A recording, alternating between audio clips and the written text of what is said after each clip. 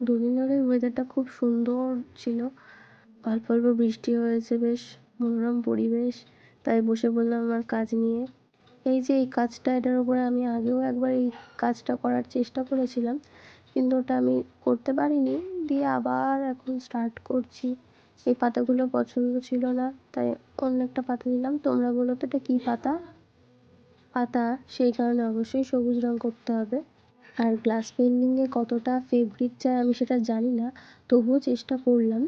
যত পারা যায় কালারের সাথে যেন জল ইউজ না করা যায়।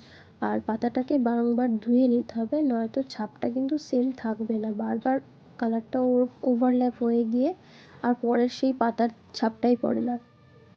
তো এটাকে আমি শুকিয়ে নিয়েছিলাম, 2 দিন অন্তত শুকাতে লেগেছিলো, নয়তো এটা হতো না। বেচারা পাতা টুটকি মারিয়ে।